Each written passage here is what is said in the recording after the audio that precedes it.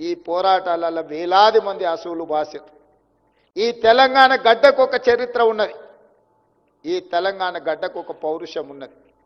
ఈ తెలంగాణ గడ్డకు ఒక వీరోచితమైన గాథలు ఎక్కడికెళ్ళినా, తండాలలో, గూడాలలో, మారుమూల పల్లెల్లో ఎవరిని కదిలించినా, ఏ జాతిని కదిలించినా ఈ తెలంగాణ స్ఫూర్తి కొట్టొచ్చినట్టుగా కనిపిస్తుంది. కానీ కొంతమంది వాళ్ళ ఆలోచనలో, వాళ్ళ భావ దారిద్ర్యమో, వాళ్ళ అవగాహన లోపమో, ఒక కుటుంబం కోసమో, ఒక రాజకీయ పార్టీ కోసమో తరతరాలుగా 6 దశాబ్దాలు కొట్లాడి సాధించుకున్న తెలంగాణ ఒక కుటుంబం లేకపోతే ఒక రాజకీయ పార్టీ ప్రయోజనం కోసమని వాళ్ళు భ్రమలు చెందడం మనందరం కళ్ళతో చూసినాం.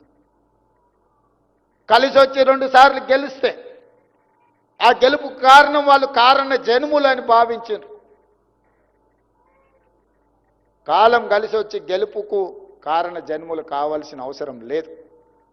కొన్నిసార్లు భావోద్వేగానికి లోనైన మా యువత మంచి జరుగుతుంది, మా అవకాశాలు మెరుగవుతాయి, మేము ఆశించిన ఫలితాల కోసం ఈ ప్రభుత్వాలు పనిచేస్తాయని చెప్పి ఒక నమ్మకం, విశ్వాసంతో వాళ్ళకు ఆ బాధ్యతను అప్పచెప్పితే విశ్వాసఘాతకులుగా మారి మీకు అన్యాయం చేసి నమ్మక ద్రోహులుగా ఈ చరిత్రలో నిలిచిపోయినరు, కాలగర్భంలో కలిసిపోతారని చెప్పి నేను సందర్భంగా తెలియజేసుకుంటాను. మిత్రులారా, మీరు ఆలోచన చేయండి. మీ నేపథ్యం ఏదైనా ఉండొచ్చు. ఒక ఉపాధి హామీ కూలి కుటుంబ సభ్యులై ఉండొచ్చు. మారుమూల ఆదివాసి గూడాలలో ఉండే ఓ గిరిజన బిడ్డ అయి ఉండొచ్చు. లేకపోతే దళిత వాడల్లో నుంచి వచ్చిన నిర్లక్ష్యానికి లోనైన జాతి అయి ఉండొచ్చు. లేదా పట్టణ ప్రాంతాలలో చదువుకున్న యువకులు అయి ఉండొచ్చు. మీరు ఈనాడు చైతన్యం కలిగి 4 లక్షలకు పైగా పరీక్షలకు అప్లై చేసుకొని 3 లక్షల మంది పోటీ పడితే అందులో నుంచి 562 మంది సెలెక్ట్ అయినారు.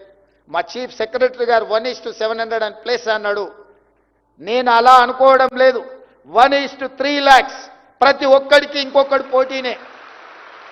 పరీక్షలు రాసిన 3 లక్షల మంది ప్రతి నిరుద్యోగ యువకుడితోని పోటీ పడ్డట్టే.